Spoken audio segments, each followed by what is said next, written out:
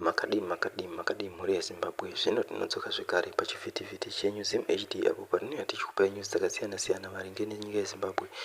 Naizvozvo tine murume ari kuuya ane maudhiyo ari kusecurita pamastreets esocial media, uyo ari kukurudzira vanhu veruzhinji kuti endai mudzimba dzemapurisa kana masoja muende munopisa dzimba idzodzo.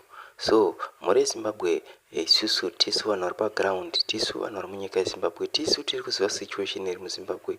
Naizvozvo mhuri yeZimbabwe, hapana ari kufara nezviri kuitika munyika yeZimbabwe, asi yambiro yandinoda kupa kuvagari vemuZimbabwe.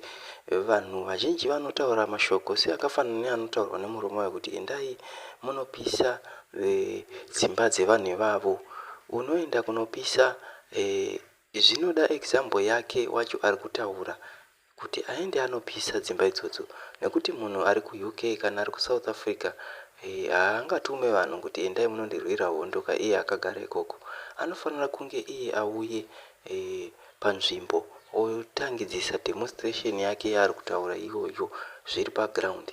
Handisi kureva kuti ndiri kusapota zviri kuitwa neZANU-PF, asi mhuri yeZimbabwe tinosara tava shoma nekuziva kwatinoita ZANU-PF maitiro ainoita.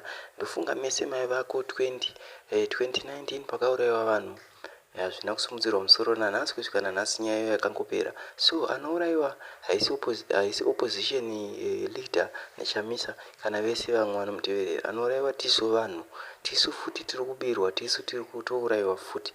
Naizvozvo mhuri yeZimbabwe, tinoda kuyambirai kuti musasiya vana vari vadiki nekuda kwezvinhu zvagara zvakapiwa chiprofita kare kuti change ichauya, asi haiuye muiro watiri kufungidzira.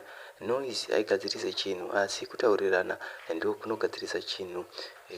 Kana munhu aramba kutaurirana, ane matanho anotorwa kuti munhu akwanise kunzwisisana nevamwe. Thank you for watching this video. Until next time.